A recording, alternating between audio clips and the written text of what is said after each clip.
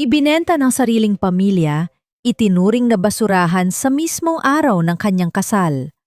Habang nagpapakasasa sa luho ang mga taong nanlinlang sa kanya, naiwan si Leilani na nakaluhod sa malamig na sahig ng mansyong Villacourt. Bayad ka na sa pamilyang ito. Ngayon, magdusa ka. Malamig na utos ni Conrad. Ngunit sa pagpatak ng kanyang luha, isang sumpa ang isinilang. Hahayaan ba niyang lamunin siya ng kasinungalingan o babangon siya mula sa abo ng kanyang pagdurusa? Ang mga basurang tulad mo ay nabubuhay lang para maging utusan sa mga taong may pinag-aralan. Tandaan mo yan. Ang boses ni Doña Valeriana Villacourt ay kasing kinis ng mga butil ng rosaryong dahan-dahan niyang pinagdaanan sa kanyang mga daliri. Ngunit ang bawat salita ay may talim na humiwa sa katahimikan ng malawak na mansyon. Nakaupo siya sa isang antigong silya, nakatingin sa hardin kung saan ang umaga ay unti-unting namumukadkad, na tila ba isang banal na anghel na nagdarasal. Hindi siya nakatingin kay Leilani, ngunit alam ng dalaga na ang mga salitang iyon ay mga batong ipinupukol ng direkta sa kanyang kaluluwa. Ang kamera ng ating kwento ay dahan-dahang lumalayo upang ipakita ang buong larawan. Si Leilani Vergara, nakaluhod sa malamig at makintab na sahig na gawa sa Italianong marmol. Ang kanyang mga kamay, na minsan ay sanay lamang sa lambot ng mga talulot ng sampagita sa kanilang bakuran sa Pampanga, ay ngayoy namumula at may mga maliliit na sugat dahil sa maghapong pagkukuskos. Ang matapang na amoy ng floor wax ay kumakapit sa kanyang damit, sa kanyang buhok, sa kanyang paghinga. Ang bawat pagod, bawat sakit sa kanyang mga kasukasuan ay tiniis niya ng walang reklamo. Para sa pangakong binitiwan ni Conrad, ang pangakong magpapanatili sa tibok ng puso ng kanyang inang may malubhang sakit. Ang mga salita ng kanyang biyenan ay nagpabigat sa hangin sa loob ng kanyang dibdib na tila ba may isang kamay na bakan na pumipiga sa kanyang puso. Naramdaman niya ang biglang panlalamig ng kanyang mga kamay sa kabila ng basahang hawak at may bumara sa kanyang lalamunan na napakahirap lunukin. Ngunit hindi niya ipinakita. Sa loob ng ginintuang hawlang ito, natutunan niyang ang luha ay isang kahinaan na hindi niya kayang bayaran. Isang anino ang tumakip sa sahig na kanyang nililinis. Inangat niya ang kanyang paningin at nakita ang matitikas na sapatos ni Conrad Villacourt, ang kanyang asawa. Ang lalaking minsang nangako ng pag-ibig sa kanyang ate, ngunit nayo'y nagbibigay sa kanya ng impyerno. Tumayo ka dyan. Malamig na utos ni Conrad. Ang kanyang boses ay walang anumang emosyon. Hindi niya ito tiningnan sa mata. Saglit na dumapo ang mga mata ni Conrad sa mga gasgas sa kamay ni Leilani at may kung anong mabilis na dumaan sa kanyang mukha, isang pang-iwas, isang bahagyang pagkunot ng no, bago muling naging isang blankong pader ang kanyang ekspresyon. Bago pa man makasagot si Leilani, isang matamis ngunit mapanuyang boses ang pumuno sa hangin. "Oh, there you are, Conrad darling. I was looking for you." Pumasok si Isabel, ang pinsan ng business partner ni Conrad, na nakasuot ng isang damit na mas mahal pa siguro sa kabuuang halaga ng bahay nila sa probinsya. Ang kanyang mga mata ay agad na dumapo kay Leilani na tila isang dumi sa sahig. "Ano ba yung amoy na yan? It smells so cheap. Amoy sampagita. Yuck! Siguraduhin mong hindi kakapit yung amoy probinsya mo sa mga mamahaling gamit dito sa bahay, ha?" Hindi pinansin ni Leilani ang pang-aalipusta. Ngunit nagsalita muli si Isabel. Ang boses ay puno ng pagkukunyaring gulat. "Teka, my diamond earring! It's gone! Nakita ko yun sa table kaninang umaga. Ikaw lang naman ang naglilinis dito buong araw." Diretsong tumingin si Leilani kay Isabel. "Hindi ako magnanakaw." Mahinahon, ngunit may diin niyang sabi. "Really? Katulad ng ate mo na hindi rin magnanakaw, pero tinangay ang milyon-milyong piso ng pamilya Villacorte?" Sagot ni Isabel, kasabay ng isang mapang-asar na tawa. Tumalikod si Conrad. na tila ba walang narinig at walang pakialam. Hayaan nyo na yan.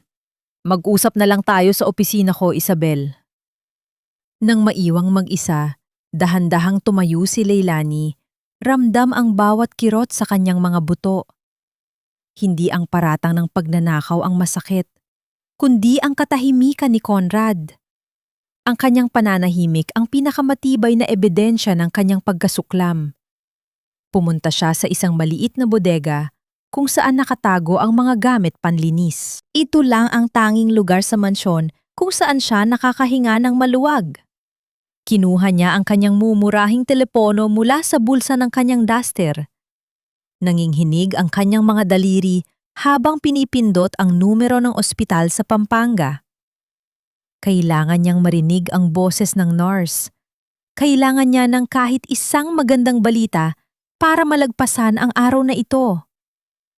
"Hello, St. Jude's Hospital, good morning!" Sagot ng boses sa kabilang linya. "Hello po, nurse. Si Leilani po ito, anak ni Aling Martha Vergara. Kamusta na po si inay?" Tanong niya. Ang boses ay halos pabulong, puno ng pag-asa. Nagkaroon ng ilang segundong katahimikan sa kabilang linya. Ma'am Leilani, sandali lang po." Narinig niya ang kaluskos na mga papel. "Tungkol po sa nanay niyo, may kailangan po kayong malaman." Naramdaman ni Leilani ang pagbilis ng tibok ng kanyang puso. "Bakit po? May nangyari po ba?" Nag-aalangan ang boses ng nurse. "Ma'am, pasensya na po, pero kailangan ko pong ipaalam na kung hindi po mababayaran ang balanse ninyo, mapipilitan po kaming tanggalin ang life support ng pasyente bukas ng umaga. 6 na buwan na po kasing walang hulog ang ospital." Ang mga salita ay parang isang malakas na alon na humampas at nagwasak sa lahat ng natitirang pag-asa sa loob ni Leilani. 6 na buwan? Pero bawat buwan, sinisigurado ni Conrad na bayad na ang lahat. Iyon ang kasunduan nila. Iyon ang dahilan ng lahat ng kanyang pantitiis. Ang telepono ay dahan-dahang dumulas sa nanginginig niyang kamay. Lumika ng isang mahinang kaluskos nang bumagsak ito sa semento. Ang boses ng nurse sa kabilang linya ay nagpatuloy sa pagsasalita. Ngunit ang mga salita ay wala ng kahulugan. Tila isang ugong na lamang na nagmumula sa napakalayong lugar. Sino ang nagsisinungaling? Ang asawa niyang nangako? O ang ospital na nagbabantang kikitil sa buhay ng kanyang ina? Ang tanong ay umalingaw-ungaw sa kanyang isipan. Isang nakakabinging hiyaw sa loob ng isang mundong biglang nawala ng tunog. Tinipon ni Leilani ang lahat ng natitirang lakas sa kanyang katawan at naglakad patungo sa opisina ni Conrad. Ang bawat hakbang sa pasilyo ay tila 1 milya ang layo. Ang bawat tibok ng kanyang puso ay isang malakas na kalabog sa loob ng kanyang dibdib na nagpapaalala sa kanya na ang oras ay paubos na. Pumasok siya ng walang katok, isang bagay na hindi niya kailanman ginawa, na nagdulot ng pag-angat ng tingin ni Conrad mula sa mga dokumentong kanyang binabasa. "Conrad," sinimula niya. Ang kanyang boses ay nanginginig, ngunit may pilit na determinasyon. "Yung ospital. Tumawag sila. Sabi nila, 6 na buwan nang hindi nababayaran. Tatanggalin na daw nila ang life support ni inay bukas." Tumingin si Conrad sa kanya. Ang kanyang mga mata ay kasing lamig ng bakal. "At naniniwala ka sa kanila? After what your family did, you really think I'm that stupid to trust you with money matters?" "Pero yun ang usapan natin," giit ni Leilani. Isang butil ng luha ang nagsimulang mamuo sa gilid ng kanyang mata. "Tiniis ko ang lahat dito, para lang sa kanya." "Conrad, pakiusap. Nagmamakaawa ako. Tawagan mo sila o bigyan mo ako ng pera para ako na ang magbabayad." "How pathetic." Isang boses ang sumingit mula sa pintuan. Pumasok si Doña Valeriana. May daladalang isang tasa ng tsaa. Ang kanyang ngiti ay kasing tamis ng lason. "Ija, hindi ka ba nahihiya? Matapos kang kupkupin sa bahay na ito, Matapos kang pakainin at bihisan, gagamitin mo pa ang nanay mo para manghutot ng pera? Your sister stole millions, at ngayon ikaw naman sa paunti-unting paraan? Ang mga salita ng matanda ay bawat isa'y isang sampal na hindi nakikita. Lumingon si Leilani sa kanya. Ang kanyang labi ay nanginginig. Hindi po totoo yan. Buhay po ng nanay ko ang nakataya dito. Kung totoo man yan, sabi ni Doña Valeriana, inilapag ang tasa sa mesa ni Conrad. Kailangan mong patunayan na karapat-dapat ka sa tulong ng pamilya Villacorte. Mamayang gabi, may dinner party tayo kasama ang mga Sullivan. Gusto ko, ikaw ang magsisilbi sa kanila. Huminto siya at tiningnan si Leilani mula ulo hanggang paa na may pandidire. At gusto ko, gagawin mo yon ng nakaluhod. Bilang pagpapakita ng iyong kababaang loob at pagtanaw ng utang na loob. Nanlaki ang mga mata ni Leilani. Ang hangin ay tila naubos sa kanyang mga baga. Ang huling piraso ng kanyang dignidad ay hinihiling na ipagkaloob bilang isang palabas. Tumingin siya kay Conrad, naghahanap ng kahit kaanting awa. Ngunit ang kanyang asawa ay tumalikod lamang, isang tahimik na pagsang-ayon sa kalupitan ng ina nito. Gabi. Ang mansyon ay napuno ng halakakan at tunog ng mga kubyertos na tumatama sa mga mamahaling plato. Ang mga babae ay nakasuot ng mga alahas na kumikinang. Ang mga lalaki ay nag-uusap tungkol sa negosyo. At sa gitna ng lahat ng karanyaan, isang anino ang gumagapang sa sahig, si Leilani. Nilunok niya ang bawat patak ng kanyang kahihiyan.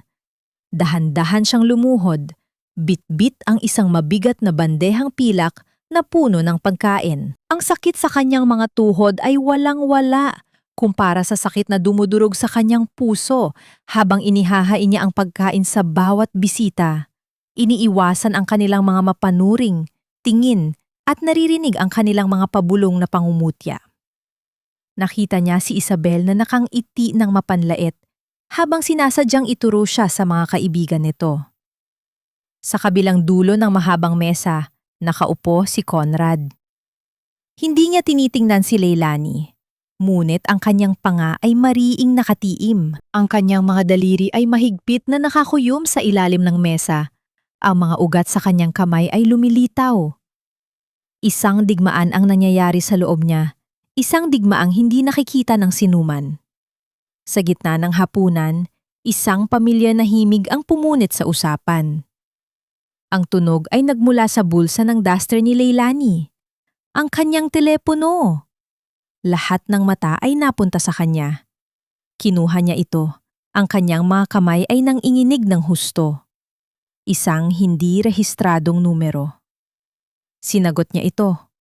Hello? Si Dr. Ramirez po ito, mula sa St. Jude's.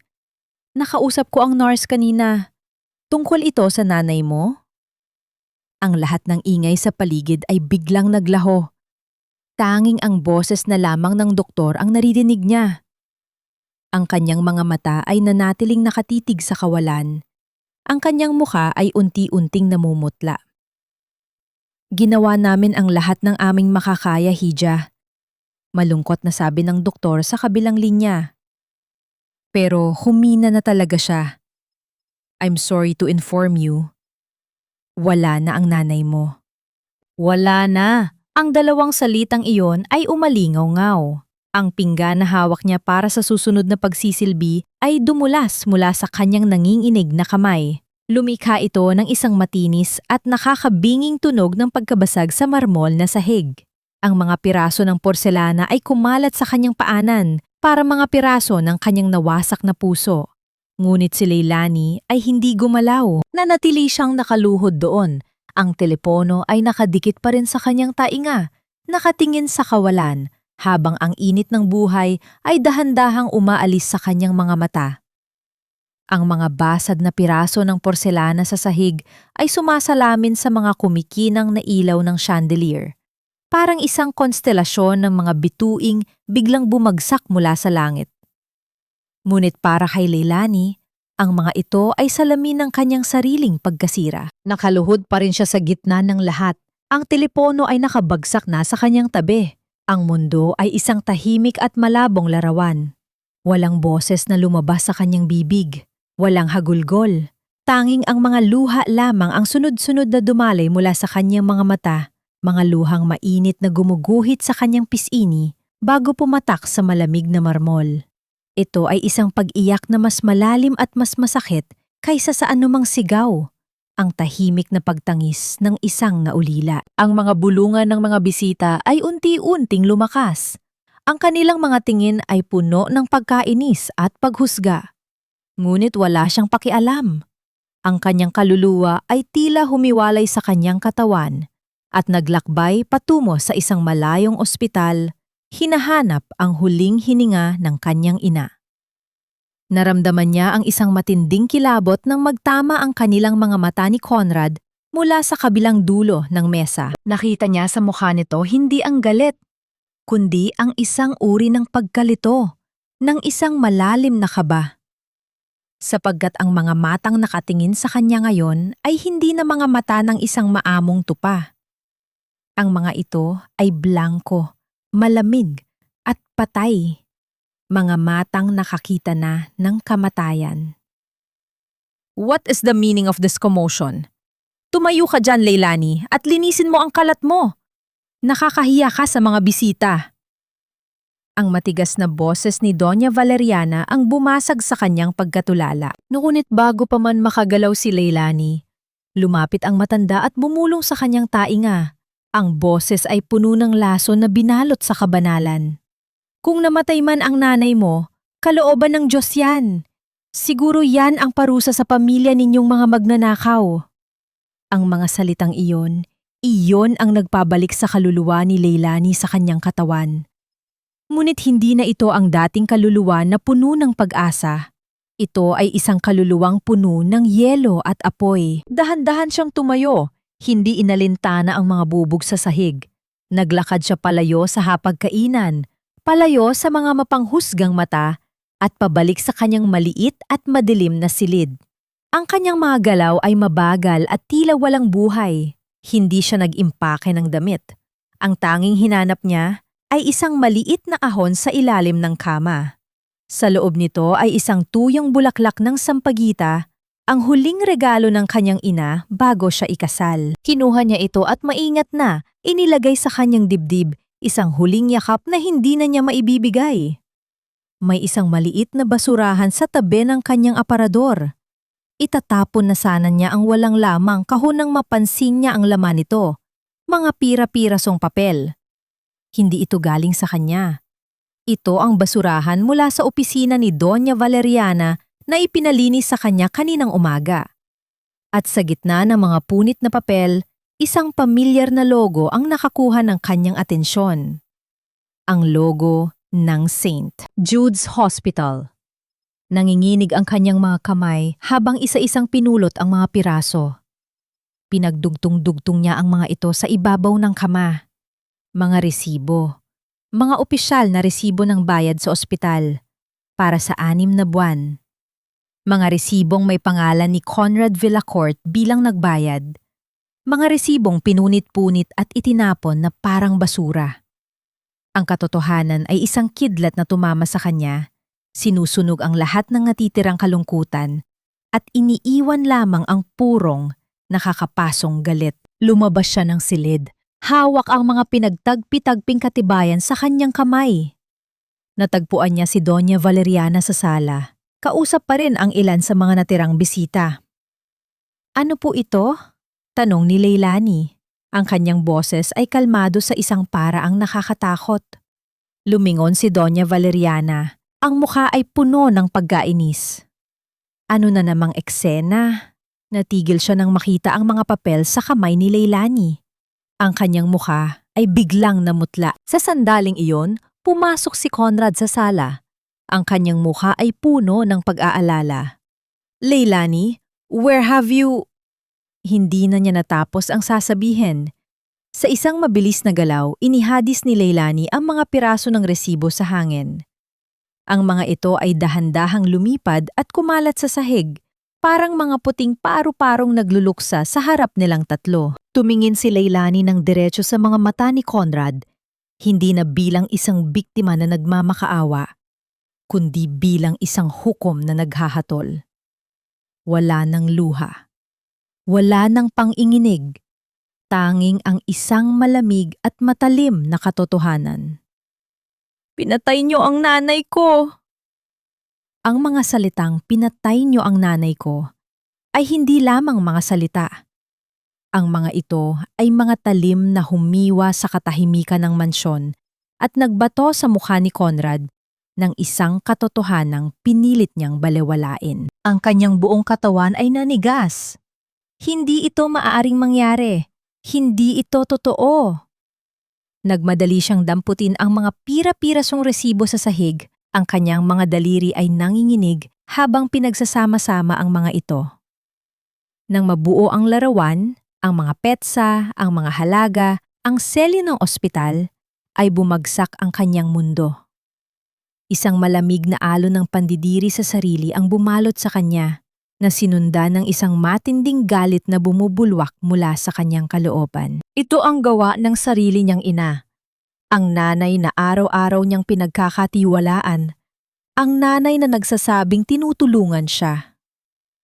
Mama, anong ibig sabihin nito? Tanong ni Conrad. Ang kanyang boses ay isang ugong na pinipilit lumabas sa kanyang lalamunan. Sinubukan pang mag-gaslight ni Doña Valeriana. Ang kanyang mukha ay puno ng pagkukunyari. Conrad anak, pinaglalaruan ka lang ng babaeng yan. Wala kang obligasyon sa ina niyang, tumahimik ka! Sa unang pagkakataon, isang malakas na sigaw ang lumabas sa bibig ni Conrad. Ang kanyang mga mata ay nagbabaga sa galit at sa kauna-unahang pagkakataon, nakita ni Leilani ang takot sa mukha ng matanda. Nanginginig ang mga kamay ni Doña Valeriana. Walang imik, lumapit si Leilani sa isang halamang sampagita na nasa malaking paso sa gilid ng sala. Isang halamang unti-unti nang natutuyo sa gitna ng karangyaan ng mansyon. Hinubad niya ang kanyang singsing sa kasal, ang gintong banda na kumukutitap sa kanyang daliri. Isang simbolo ng isang sumpa. Hindi niya ito itinapon.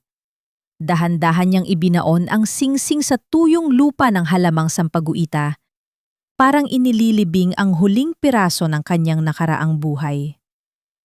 Ang kanyang mga daliri ay humaplos sa lupa, parang nagpapaalam sa isang matagal nang namatay.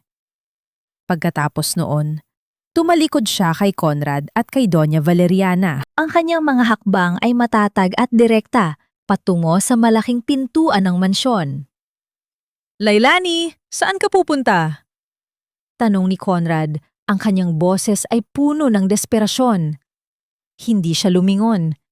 Nagsimulang bumuhos ang malakas na ulan sa labas. Ang bawat patak ay tila isang malaking luha mula sa kalangitan. Punit-punit ang kanyang duster at basang-basa ang kanyang buhok, ngunit hindi niya inalintana ang lamig. Ang kanyang puso ay nakaramdam ng kakaibang kapayapaan, isang kalayaan na matagal nang nawala sa kanya. Sa ilalim ng ulan, naramdaman niya ang bawat patak na humuhugas sa lahat ng dumi at sakit na kumapit sa kanya sa loob ng bahay na iyon. Ang kanyang pagtayo ay tuwid, ang kanyang tingin ay nakatuon sa isang direksyon, palayo sa gintong hawla. Tumakbo si Conrad sa kanyang likuran, dala ang isang malaking payong.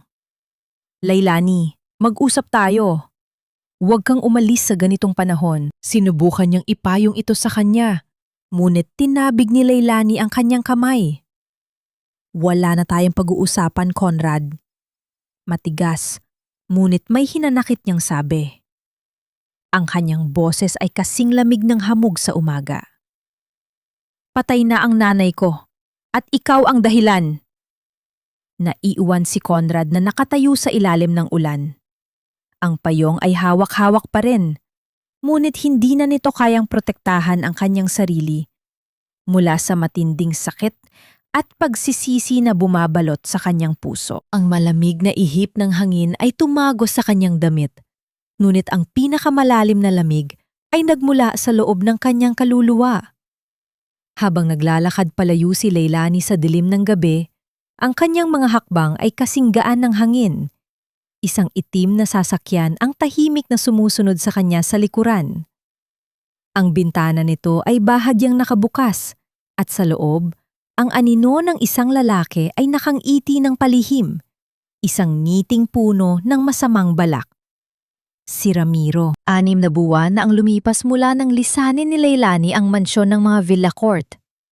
Ang bawat umaga ay hindi na nagsisimula sa malamig na marmol at mapanuyang tinig, kundi sa halimuyak ng sariwang sampagita at ang mabining pagaspas ng hangin. Sa isang maliit ngunit malinis na espasyo sa isang abalang kalye sa Maynala, itinatad niya ang Sampaguita Hope, isang pagawaan ng pabango na nagsisilbing kanlungan para sa mga kababaihang tulad niya, mga babaeng nasaktan, ngunit handang maghilom at muling bumangon. Ngayon, nakaupo si Leilani sa kanyang mesang kahoy. Maingat na inihahalo ang iba't ibang esensya. Ang kanyang mga daliri ay gumagalaw ng may kahusayan. Ang bawat patak ng langis na dumidikit sa kanyang balat ay isang paalala ng kanyang muling pagkabuhay. May ngiti sa kanyang labi, isang ngiting totoo, malaya at hindi sa pilitan. Sa kanyang paligid, abala rin ang iba pang kababaihan. Nagkakabit ng etiketa sa mga bote at nakukuwentuhan tungkol sa kanilang mga pangarap.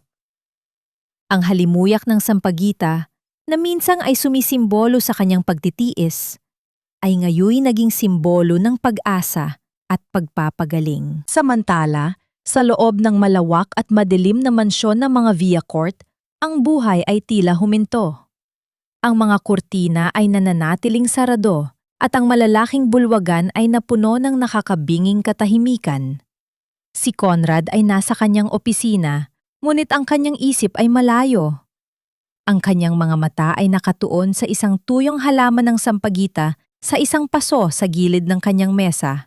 Ang halaman kung saan inilibing ni Leilani ang kanilang singsing. Pilit niyang dinidiligan ito araw-araw, umaasang muling sisibol.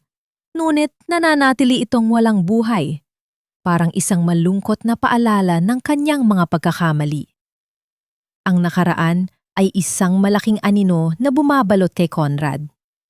Bawat gabi, ang kanyang pangtulog ay binabagabag ng mga alaala ng sakit na kanyang idinulot.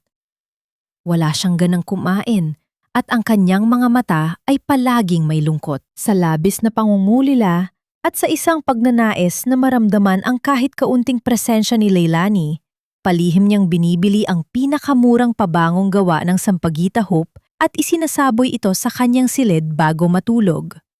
Ang amoy ng bulaklak ang tanging nagbibigay sa kanya ng kapayapaan kahit sandali lang. Araw-araw, sinusuri ni Conrad ang mga lumang dokumento ng kanyang kumpanya. Hindi na siya nagtitiwala sa sinuman, lalo na kay Doña Valeriana, na matapos siyang sigawan ay ipinadala niya sa isang malayong rest house. Ngunit habang mas lumalalim ang kanyang pag-aaral sa mga transaksyon, may napansin siyang butas sa kwento ng pagtakas ni Celestina.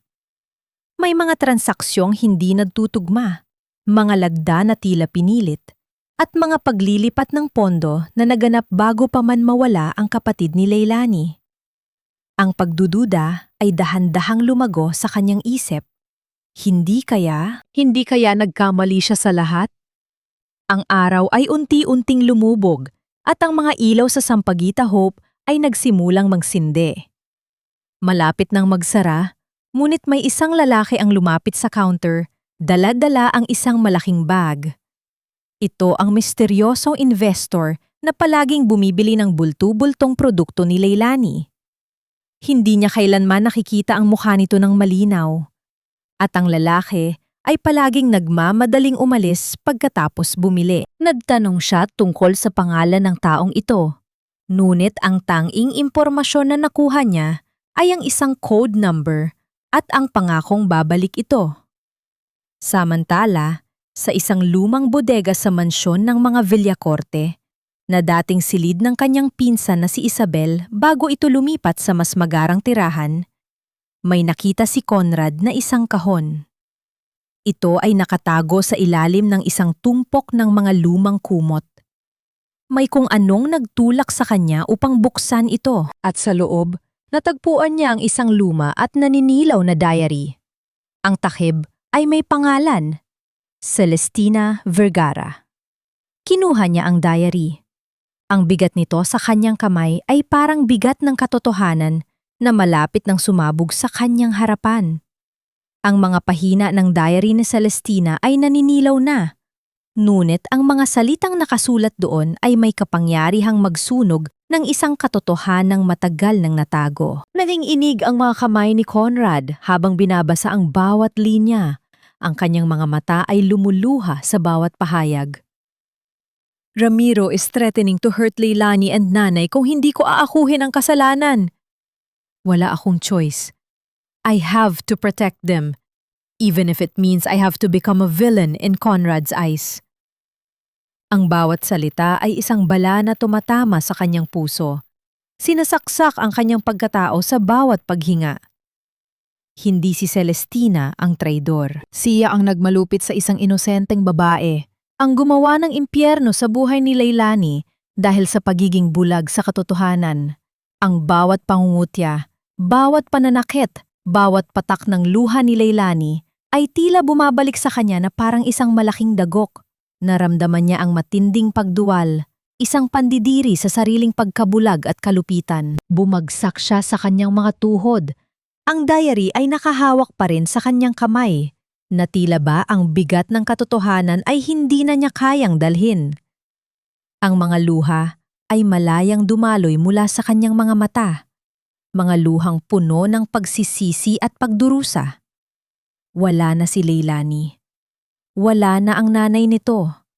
Pinatay niya ang dalawang mahalagang tao sa buhay ng babaeng minsan niyang sinumpaan. Sa gitna ng kanyang pagluha, isang determinasyon ang nabuo sa kanyang puso. Kailangan niyang itama ang lahat. Kailangan niyang itama ang lahat ng kanyang pagkakamali. Tumayo siya. Ang kanyang mukha ay basang-basa ng luha. Ngunit may matinding galit sa kanyang mga mata. Agad siyang nagtungo sa malayong rest house kung saan niya ipinatapon ang kanyang ina.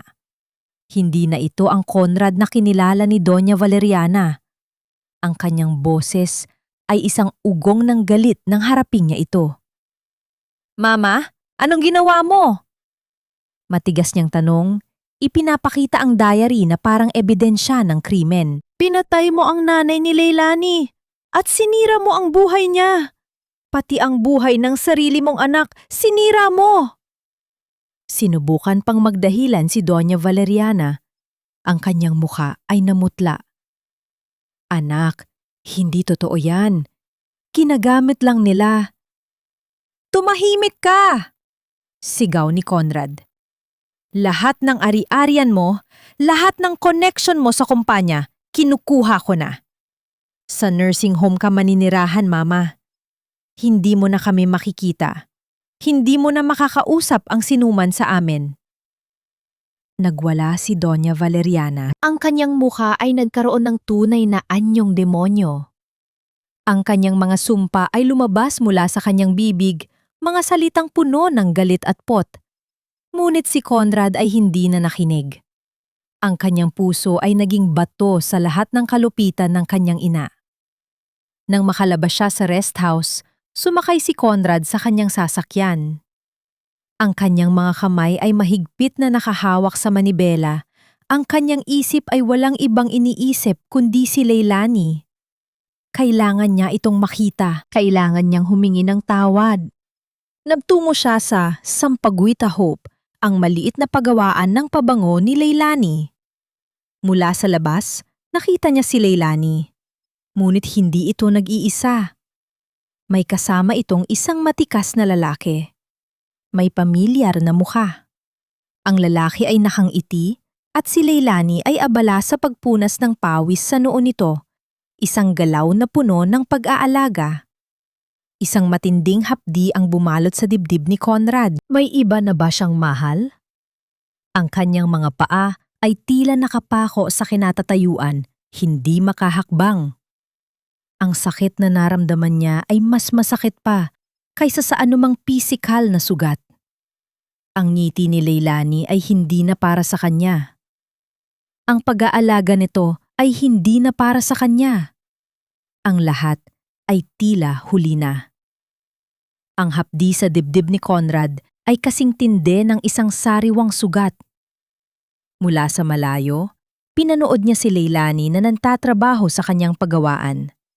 Ang kanyang mukha ay puno ng ilaw at buhay. Hindi niya ito nakita ng ganito sa loob ng matagal na panahon at ang sakit ay lalong lumalala. Ang lalaking nakita niyang kasama ni Leilani ay lumapit upang abutan ito ng mga sariwang bulaklak ng sampagita at may ngiti sa mga labi ng dalawa. Ngunit nang sumunod si Conrad at palihim na nagtanong sa isang empleyado, nalaman niya na ang lalaki ay si Mang Tony, isang kaibigan at supplier ng mga bulaklak para sa Sampaguita Hope. Hindi ito ang kanyang iniisip, hindi ito ang isang bagong pag-ibig. Isang bahagyang ginhawa ang naramdaman niya, ngunit hindi pa rin niya kayang lumapit. Ang kahihiyan at ang bigat ng kanyang mga pagkakamali ay nagpabigat sa bawat hakbang niya. Nilingon niya ang kanyang sasakyan at pinihit ang susi. Samantala, sa isang high-end cafe, nagngingit-ngingit sa galit si Isabel. Ang balita tungkol sa pagpapalaya kay Doña Valeriana at ang paghahanap ni Conrad kay Leilani ay umabot na sa kanya. Hindi ito pwedeng mangyari. Bulong niya sa sarili. Ang kanyang mga kuko ay mahigpit na nakahawak sa tasa ng kape. Dapat si Leilani ang magbayad sa lahat ng ito.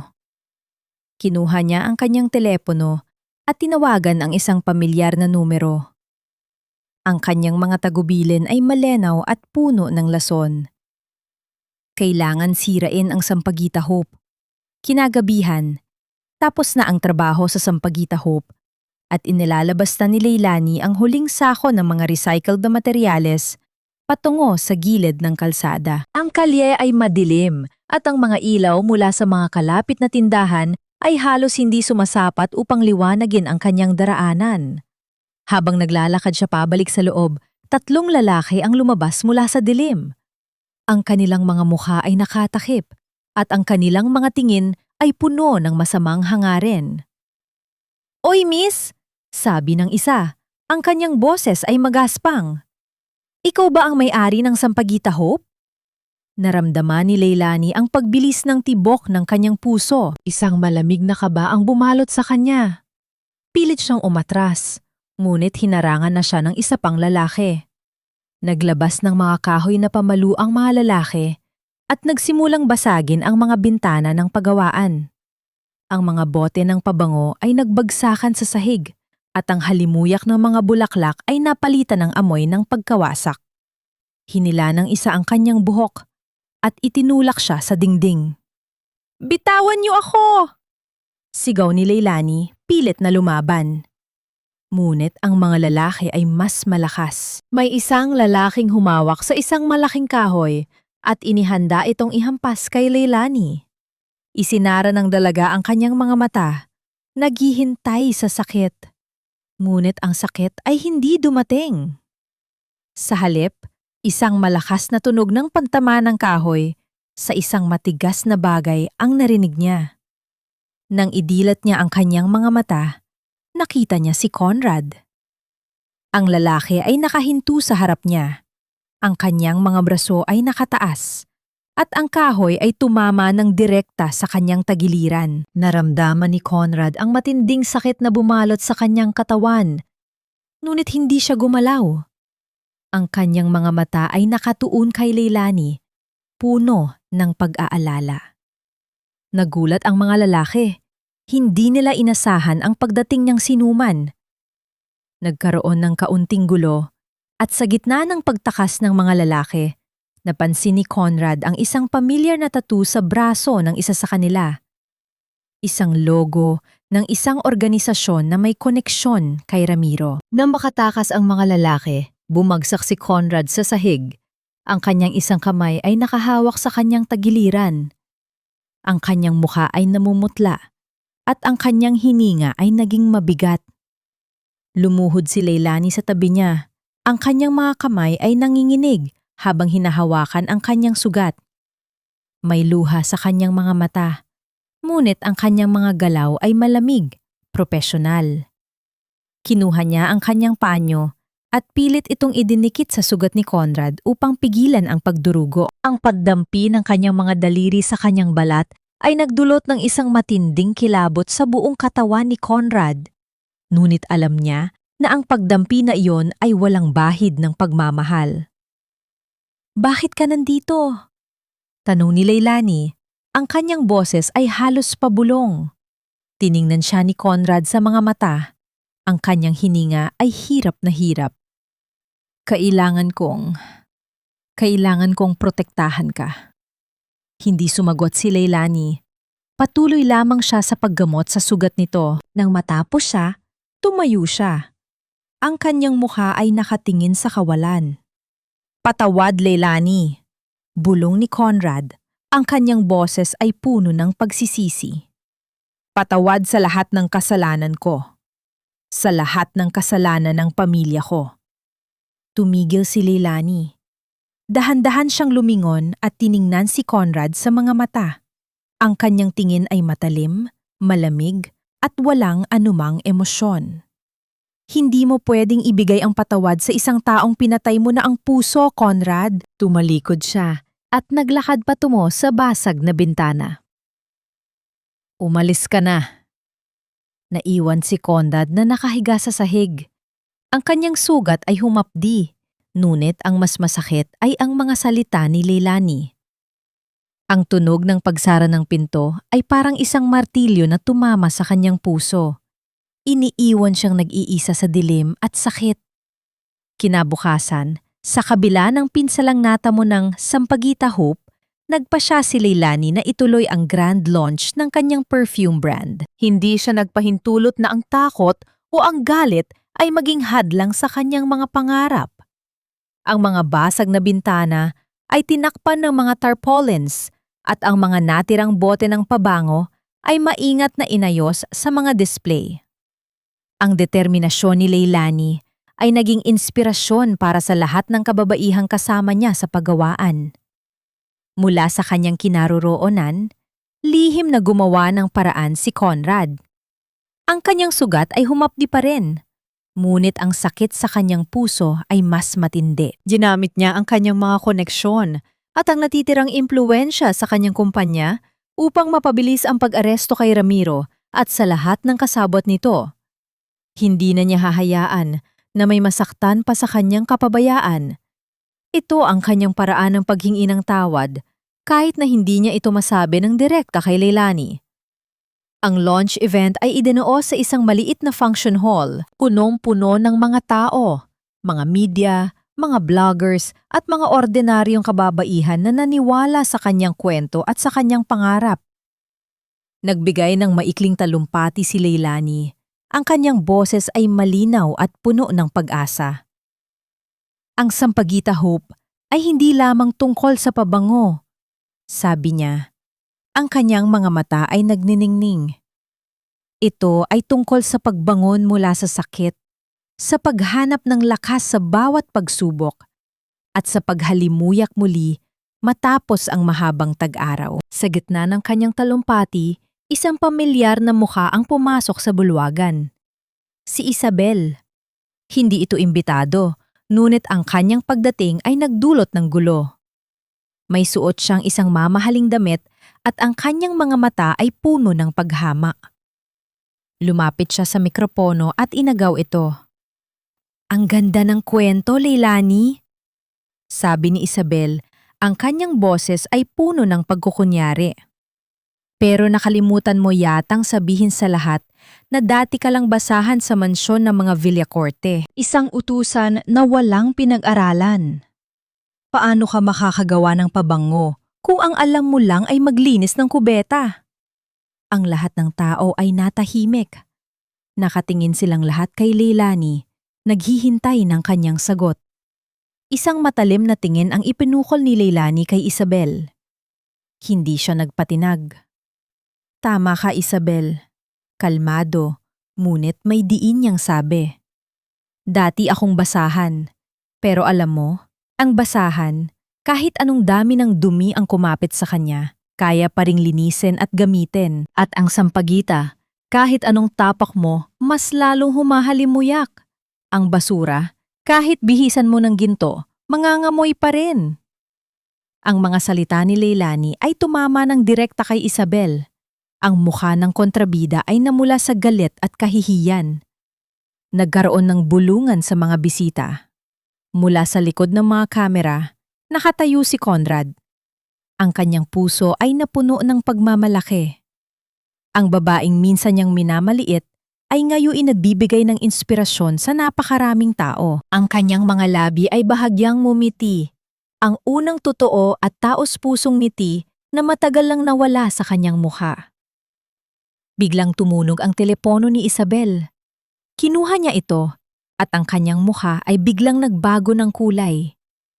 May kung anong mensahe ang nakita niya na nagdulot ng matinding kaba sa kanya. Dali-dali siyang tumalikod, sinubukang maglakad palayo.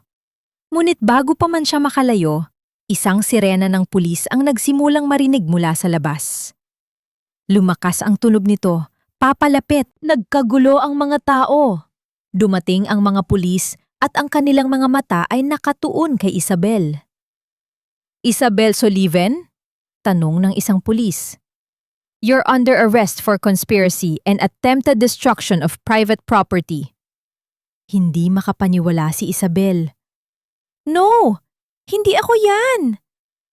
Ngunit bago pa man pusasan ang mga kamay ni Isabel, isang malakas na tunog ng putok ng baril ang umalingaw-ngaw mula sa itaas ng gusali. Lahat ng tao ay napasigaw sa gulat at tagsimulang magtakbuhan. Sa gitna ng kaguluhan, isang imahe ang tumatak sa isip ni Conrad, si Leilani. Agad siyang naghanap sa gitna ng usok at takot, ang kanyang puso ay puno ng pag-aalala. Ang putok ng baril ay pumunit sa kapayapaan ng gabi, nagdulot ng isang matinding kaguluhan sa bulwagan. Ang mga tao ay nagtakbuhan. Ang kanilang mga sigaw ay kumalat sa hangin, habang ang takot ay kumapit sa bawat isa. Para kay Leilani, ang mundo ay biglang bumagal. Ang bawat galaw ay parang pelikulang mabagal ang takbo. Ang kanyang mga mata ay naghanap kay Conrad at nakita niya itong papalapit sa kanya. Ang mukha ay puno ng matinding pag-aalala. Ngunit bago pa man sila magkalapit, isang anino ang biglang lumitaw sa itaas ng gusali. Si Ramiro. Ang kanyang mukha ay puno ng desperasyon at galit at may hawak siyang baril na nakatutok sa karamihan. Ang kanyang mga mata ay nagtagpo kay Leilani.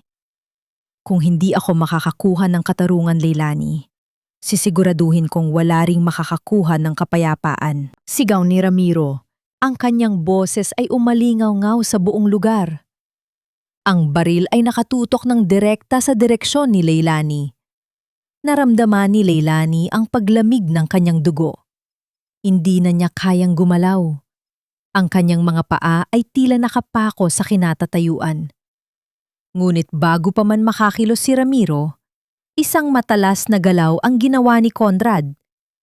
Mabilis siyang umakyat sa hagdan, tinutulungan ang mga pulis na nakikipaglaban sa ibaba. Ang kanyang mga mata ay nakatuon lamang kay Leilani. Nang makarating sa rooftop, nilapitan ni Ramiro si Leilani at mabilis siyang hinila upang gawing kalasag. Ang baril ay nakatutok sa sentido ng dalaga. Lahat ay nagulantang. Wala kang karapatang manakit ng inosenteng tao, Ramiro. Sigaw ni Conrad. Ang kanyang boses ay matigas ngunit kontrolado. Nagtawa ng malakas si Ramiro, isang tawang puno ng kapaitan. Inosente? Lahat kayo dito ay kasangkot. Si Celestina? Akala niyo ba kusang loob siyang nag-frame sa sarili niya? Pinilit ko siya. Dahil kung hindi, ikaw, Leilani at ang nanay mo ang pagbabayaran. Ang pag-amin ni Ramiro ay parang isang kidlat na tumama sa lahat. Ang mga pulis, ang mga media, ang lahat ng nakarinig ay nagulantang. Ngunit ang pinakamalaking bigat ay bumagsak kay Conrad. Ang kanyang mga mata ay nagtagpo kay Leilani, puno ng pagsisisi at sakit. Si Doña Valeriana? Akala mo ba inosente ang nanay mo, Conrad? Kasabwat siya. Binabayaran niya ako para ipahiya ang pamilya Vergara para manatili kayong bulag sa katotohanan. Dagdag pa ni Ramiro, ang kanyang boses ay puno ng galit at paghihiganti. Lahat ng mata ay nakatuon kay Leilani. Ang kanyang buong katawan ay nanginginig sa galit at takot. Ang kanyang mga mata ay nantagpo kay Conrad at nakita niya ang matinding sakit na bumabalot sa mukha ng lalaki. Tiningnan ni Conrad ang kanyang baril na hawak. Pagkatapos ay tumingin siya kay Ramiro. Dahan-dahan, itinapon niya ang kanyang baril sa lupa. Ang tunog ng pagbagsak nito ay lumikha ng isang malakas na ingay sa katahimikan. Bitawan mo siya, Ramiro. Kalmado, ngunit may diin niyang sabi at dahan-dahang lumakan palapit. Ako ang kunin mo. Ako ang dahilan ng lahat ng ito. Ako ang patayin mo, Ramiro. Buhayin mo lang siya. Ang kanyang mga mata ay nakatuon lamang kay Leilani, puno ng pagmamahal na matagal nang natago. Pagmamahal na ngayoy handang isakripisyo ang lahat. Nanlaki ang mga mata ni Leilani. Ang kanyang puso ay biglang kumirot. Isang kirot na mas masakit pa sa anumang pisikal na sakit. Nagulat si Ramiro sa sinabi ni Conrad. Hindi niya inasahan ang ganitong reaksyon. Ganoon na lang kadali? Mamamatay ka para sa kanya? Biglang bumilis ang galaw ng lahat. Sinubukan ng mga pulis na kumilos, ngunit huli na. Nagkaroon ng matinding pag-aagawan sa baril. Sa gitna ng kaguluhan, pilit na itinulak ni Conrad si Leilani palayo kay Ramiro. Naramdaman ni Leilani ang isang matinding puwersa na tumulak sa kanya at nakita niya ang isang matalim na liwanag na kumislap. Isang matinding sakit ang kumalat sa tagiliran ni Conrad. Ang kanyang mga mata ay nanlaki at ang kanyang katawan ay nanginginig. Ang baril ay bumagsak mula sa kamay ni Ramiro at ang lalaki ay agad na dinakip ng mga pulis. Ngunit si Conrad ay hindi na nakinig sa lahat ng ingay. Ang kanyang mga paa ay unti-unting lumambot at dahan-dahan siyang bumagsak sa lupa. Ngunit bago pa man siya tuluyang mawala ng malay, ang tanging inaalala niya ay ang bote ng pabangong gawa ni Leilani na nasa kanyang bulsa. Pilit niyang pinrotektahan ito upang hindi mabasag. Dahan-dahang bumagsak si Conrad sa bisig ni Leilani. Ang kanyang mga mata ay nakatitig sa dalaga. Puno ng isang malalim na pagmamahal na hindi niya kailanman na ipahayag. Tiningnan ni Leilani ang kanyang mga kamay, na ngayoy nababalot ng dugo ng lalaking minsan niyang kinamuhian ng higit sa lahat. Ang init ng dugo ni Conrad ay kumapit sa kanyang balat, isang matinding paalala ng kanyang sakripisyo. Naramdaman niya ang isang butil ng luha na dumaloy sa kanyang pisingi. Huwag kang mamatay. Huwag ngayon! Bulong niya. Ang kanyang boses ay halos hindi marinig, puno ng isang matinding takot at pakiusap. Ang mga ilaw sa hallway ng ospital ay malamig, na tila ba sumasaalamin sa kawalan ng buhay sa loob ng intensive care unit. Nakaupo si Leilani sa isang matigas na upuan sa labas ng ICU. Ang kanyang mga kamay ay mahigpit na nakahawak sa kanyang noo. Sa kanyang isipan, paulit-ulit na naglalaro ang mga alaala, ang mga pananakit, ang mga pangungutya, ang mga luha. Ngunit kasabay nito, ang imahe ni Conrad na humaharang sa harap niya, ang dugo sa kanyang tagiliran, ang mga matang puno ng pagmamahal, habang inaalok ang kanyang sarili bilang kapalit. Ang kanyang puso ay nabibiyak sa pagitan ng matinding puot at ng bagong naramdamang pag-aalala. Isang anino ang lumitaw sa kanyang harapan. Inangat ni Leilani ang kanyang paningin. Si Doña Valeriana. Ngunit hindi na ito ang dating mayabang na babaeng punong-puno ng alahas at kapangyarihan. Ang kanyang mga mata ay namamaga sa pag-iyak at ang kanyang mga kamay ay nanginginig habang lumalapit. Sa kauna-unahang pagkakataon, lumuhod si Doña Valeriana sa harap niya. Ang kanyang mga mata ay puno ng matinding desperasyon. Leilani, iha, pakiusap. Iligtas mo ang anak ko. Pakiusap ng matanda. Ang kanyang boses ay halos hindi na marinig sa kanyang pag-iyak. Siya na lang ang natitira sa akin. Pakiusap, Leilani. Ngunit nanatiling matigas si Leilani. Tiningnan niya ang matanda at sa kanyang isip ay naglalaro ang imahe ng kanyang inang naghihingalo, ang pangungutya ni Doña Valeriana habang nagdarasal ng rosaryo. Walang salita ang lumabas sa kanyang bibig. Tanging ang matalim na tingin lamang ang ibinigay niya sa matanda. Ang kanyang puso ay hindi pa handang mampatawad. Makalipas ang ilang oras, nagising si Conrad. Nang ipaalam ito kay Leilani, isang bahagyang panginginig ang naramdaman niya sa kanyang mga kamay. Dahan-dahan siyang pumasok sa loob ng silid. Nakahiga si Conrad sa kama.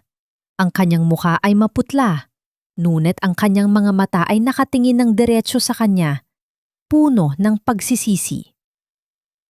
Leilani, mahina niyang sabi, ang kanyang boses ay may bahid ng sakit. Salamat sa pagliligtas mo sa akin. Huminto siya at huminga ng malalim. Walang salita ang makakapaglarawan sa aking pagsisisi. I did you wrong. I did your family wrong. Patawarin mo sana ako. Patawarin mo sana ang pamilya ko. Hindi sumagot si Leilani. Ang kanyang mga mata ay nanatiling matalim, isang pader na hindi kayang abutin. Mula sa tabi ng kanyang kama, kinuha ni Conrad ang isang folder. Ang kanyang mga kamay ay nanghinginig habang iniabot ito kay Leilani. Sa loob nito ay ang annulment papers. Pormal na itong napirmahan. Malaya ka na, Leilani, sabi ni Conrad. Ang kanyang boses ay puno ng sakit, ngunit may matinding determinasyon. Deserve mo ang mundong walang sakit na dulot ko. Deserve mo ang kapayapaan. Wala akong karapatan sa iyo. Kinuha ni Leilani ang mga papel. Ang bigat ng folder sa kanyang kamay ay parang bigat ng kanyang kalayaan, isang kalayaan na matagal na niyang pinangarap. Tiningnan niya ang mga dokumento. Pagkatapos ay tumingin kay Conrad. Ang kanyang puso ay puno ng labanan. Ang pagpapatawad ay isang landas na mahirap tahakin. Ang pag-ibig ay isang bagay na mahirap muling buuin. Sa isang marahang galaw, tumalikod si Leilani. Naglakad siya patungo sa pintuan. Ang kanyang mga hakbang ay matatag, ngunit ang kanyang kalooban ay nabibiyak. Nang makalabas siya sa silid, naiwan si Conrad na nakatingin sa pintuan. Pumikit siya. Tinanggap ang kanyang parusa. Ang mawala si Leilani habang buhay. Ang sakit ng pagkawala ay mas masakit pa sa anumang sugat. 1 taon ang nakalipas. Ang mundo ay nagpatuloy sa kanyang pag-ikot. Ngunit marami nang nagbago. Nakakulong na sina Ramiro at Isabel, nagbabayad para sa kanilang mga kasalanan. Si Doña Valeriana ay naninirahan sa isang simpleng nursing home, inabandona ng kanyang mga dating kaibigan. Ang kanyang dating karangyaan ay naging alikabok. Ang Sampaguita Hope ay naging isang matagumpay na negosyo, hindi lamang sa pagbebenta ng mga pabango, kundi sa pagbibigay ng pag-asa sa maraming kababaihan. Lumaki ang pagawaan at ang pangalan ni Leilani ay naging simbolo ng lakas at pagbangon. Hindi niya pinirmahan ang annulment papers na ibinigay ni Conrad. Ngunit hindi rin siya bumalik sa lalaki. Ang kanyang puso ay patuloy na naghihilom, dahan-dahan sa kanyang sariling takbo. Isang araw ng linggo, nagtungo si Leilani sa sementeryo sa Pampanga upang dalawin ang puntod ng kanyang ina. Ang simoy ng hangin ay malamig at ang mga dahon ng puno ay dahan-dahang gumagalaw. Nakarating siya sa puntod ng kanyang ina at isang butin ng luha ang dumaloy sa kanyang pisingi. Ngunit nang makita niya ang mga sariwang bulaklak ng sampagita na nakalagay sa puntod, isang matinding pagtataka ang naramdaman niya. Bawat linggo, may mga sariwang sampagita doon. Sino ang nag-iiwan ng mga ito? Dahan-dahan siyang lumakad Sinundan ang bakas ng mga sariwang bulaklak. Dinala siya ng kanyang mga paa sa isang maliit na probinsya, sa isang simpleng bahay na gawa sa kahoy at kawayan. Ang mga bata ay naglalaro sa labas at isang lalaki ang abala sa pagtatanim ng mga halaman sa bakuran. Nang lumingon ang lalaki, nanlaki ang mga mata ni Leilani. Si Conrad! Wala na ang mamahaling suit, ang mamahaling relo, ang mayabang na tindig. Isang payak na polo shirt at pantalon lamang ang suot niya. Ang kanyang mga kamay ay puno ng mga sugat at kalyo mula sa pantatanim. Mga kamay na dati puro pananakit lamang ang alam. Ang kanyang mukha ay may balbas at ang kanyang buhok ay mahaba. Ngunit ang kanyang mga mata ay mayroong kapayapaan na hindi niya kailanman nakita rito noon. Isang kapayapaan na nagmula sa pagsisisi at pagbabago. Ang kanyang puso ay biglang kumirot. Isang matamis na kirot na matagal nang nawala sa kanya. Ang lalaking minsan niyang kinamuhian ay ngayoy isa ng bagong tao. Isang tao na naghahanap ng pagbabago sa gitna ng payak na buhay. Nagkatitigan sila sa gitna ng banayad na pagulan. Walang gumagalaw. Ang hangin ay dahan-dahang lumipad sa pagitan nila, dala ang amoy ng sariwang lupa at ng sampagita. Ang mga patak ng ulan ay dumaloy sa kanilang mga mukha na tila ba ay mga luha ng kaligayahan. Ang mga mata ni Leilani ay napuno ng nag-aalinlangang pag-asa. Ang kanyang puso ay handa na bang magpatawad? Handa na ba siyang muling umibig? Dahan-dahan, humakbang si Leilani palapit. Ang kanyang mga hakbang ay mabagal, ngunit matatag. Ang mga mata ni Conrad ay napuno ng pag-asa. Isang pag-asa na matagal na niyang pinilit kalimutan. Ang init ng kanyang hininga ay malapit na, at ang lapit ng kanilang mga katawan ay nagdulot ng isang matinding kilig na matagal nang natago. Sa gitna ng banayad na pag-ulan, nagkatitigan sina Leilani at Conrad. Tila ba ang buong mundo ay tumigil para sa sandaling iyon? Ang bawat patak ng ulan ay tila naghuhugas ng mga lumang sakit, nagbibigay daan para sa isang bagong simula. Ang mga mata ni Leilani ay puno ng tanong, puno ng pag-asa na matagal niyang tinago. Patay na ang dating Leilani, sabi niya. Ang kanyang boses ay mahina ngunit matatag. At dapat patay na rin ang dating Conrad. Kaya ba nating magsimula bilang mga bagong tao? Walang galit, walang nakaraan, walang utang na loob. Purely us. Ang mga salita niya ay tumago sa puso ni Conrad. Ang kanyang mga mata ay napuno ng luha. Ngunit na yon ay luha ng kaligayahan, ng pasasalamat. Hindi siya makapagsalita. Tanging ang pagtango lamang ng kanyang ulo, ang tanging sagot na kaya niyang ibigay, isang pagtango na puno ng pangako. Ang kanyang mga labi ay nanginginig. Lumapit si Leilani sa kanya. Ang bawat hakbang ay isang pagtitiwala. Nagbahagyan sila ng kanilang mga pinakamalalim na takot at sugat. Mga alaala ng sakit na matagal nilang binitbit. Ngunit na yon ay sinabi ng walang halong pag-oobliga, kundi purong pagtanggap. Si Conrad ay nagkwento tungkol sa kanyang pangkabigo, sa kanyang galit sa sarili, sa kanyang paghahanap ng kapatawaran sa bawat sampagita na itinanim niya sa puntod ng ina ni Leilani. Si Leilani naman ay nagkwento tungkol sa kanyang mga pangarap, sa kanyang pagbangon, at sa kanyang paghahanap ng kapayapaan sa kanyang puso. Ang distansya sa pagitan nila ay dahan-dahang nawala. Isang marahang haplos ang dinawa ni Conrad sa kanyang kamay. Isang haplos na puno ng pag-aalala, hindi pagmamay-ari. Nang ing-inig ang kamay ni Leilani, ngunit hindi niya ito inilayo. Sa unang pagkakataon, magkahawak sila ng kamay ng walang takot, kundi purong pag-ibig. Ang init ng kanyang balat ay kumalat sa kanyang katawan, at ang tibok ng kanilang mga puso ay tila naging isang himig ng pag-asa. Yumakap si Conrad kay Leilani, isang yakap na puno ng pang-ungulila, ng pagsisisi, at ng pagmamahal. Ang kanyang mukha ay inilibing sa buhok ng dalaga, Nilalanghap ang pamilyar na halimuyak ng sampagwita, ang amoy na nagpatahimik sa kanyang kaluluwa. Naramdaman ni Leilani ang init ng kanyang katawan, ang tibok ng kanyang puso. Ito ang init na matagal niyang hinanap. Ang init na nagpapatunay na hindi siya nag-iisa. Sa ilalim ng payak na bubong, sa gitna ng banayad na ulan, ang kanilang mga kaluluwa ay nagsama, nagpapagaling sa bawat isa. Walang detalye ng pag-uugali, tanging ang paglalarawan ng emosyon, ang bilis ng tibok ng puso, ang init ng pagyakap, ang pagsasama ng dalawang pusong naghihilom. Bumalik sila sa Pampanga sa dating bahay ni Leilani, sa isang harden na ngayoy puno na ng namumukadkad na mga sampagita. Hindi na nila kailangan ng simbahan para magbuo ng panata.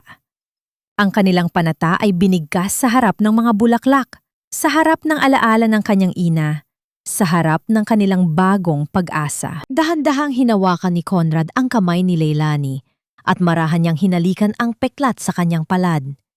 Ang peklat na tanda ng kanyang pagtitiis.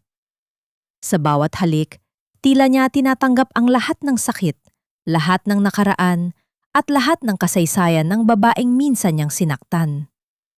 Wala nang natitirang mga sikreto. Ang lahat ay naging malinaw na parang sikat ng araw matapos ang isang bagyo. Tanging katotohanan na lang ang natira, katotohanan na nagpalaya sa kanilang dalawa. Sabay silang nakatingin sa umagang sumisikat, ang kanilang mga kamay ay magkahawak, ang kanilang mga puso ay puno ng pag-asa. Ang halimuyak ng sampagita ay kumalat sa hangin, nagdadala ng mensahe ng pagpapatawad at ng pag-ibig na namumukadkad mula sa abo ng nakaraan. 5 taon ang mabilis na lumipas, ngunit ang mga bakas ng nakaraan ay hindi nadlaho, bagkus ay naging mga pilat na nagpapaalala sa isang mahabang paglalakbay. Ang sampagita Hope ay naging higit pa sa isang paggawaan ng pabango. Ito ay naging pambansang pondo para sa mga kababaihang biktima ng pang-aabuso, isang kanlungan kung saan ang mga sugat ng nakaraan ay nagiging lakas para sa hinaharap. Bawat bulaklak ng sampagita na inihahalo sa pabango ay sumasagisag sa pag-asa at pagbangon. Sa isang masiglang umaga, ang harden sa Pampanga ay puno ng sariwang halimuyak. Isang maliit na batang babae, may mga matang kasingkinang na mga bituin, at ngiti na kasing liwanag ng araw, ang abala sa paglalaro sa gitna ng mga namumukadkad na sampagita. Siya ang bunga ng pag-ibig na namukadkad mula sa abo ng pagdurusa. Si Sampagita, ang anak ni Leilani at Conrad. Napatawad na ni Leilani ang nakaraan, hindi dahil sa nakalimutan niya ang sakit, kundi dahil napalayanan niya ang kanyang sarili mula sa bigat ng galit. Bawat taon, nagpapadala pa rin sila ng suporta kay Doña Valeriana sa nursing home. Hindi na ito ang dating mayabang na ginang. Isang matandang babae na lamang siyang pinabayaan ng panahon at ng sariling mga kasalanan. Ang pagsuporta kay Doña Valeriana ay hindi para sa kanya, kundi para sa kapayapaan ng kalooban ni Leilani at Conrad. Isang pagpapakita ng respeto, ngunit may malusog na distansya na nagpapanatili ng kanilang kalayaan. Ang tunay na pagpapatawad ay hindi nangangahulugan ng pagbabalik sa kung ano ang dati, kundi ang pagtanggap ng mga pilat at ang pagbuo ng mga bagong simula.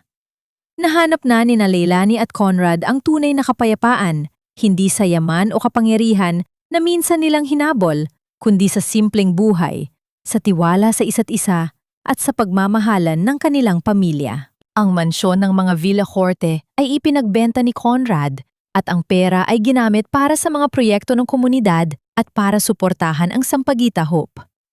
Naging isang guru siya sa mga kabataan sa probinsya, nagtuturo hindi lamang ng mga aralin sa libro, kundi pati na rin ang halaga ng katapatan at pagbabago.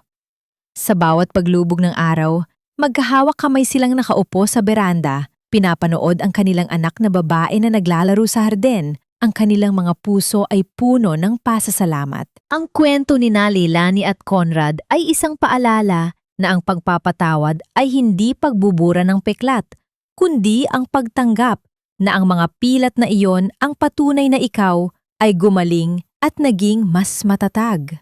Ito ay isang paalala na ang pag-ibig, tulad ng sampagita, ay mas lalong humahalimuyak kung diniligan ng katotohanan, pasensya, at ng walang sawang pag-asa.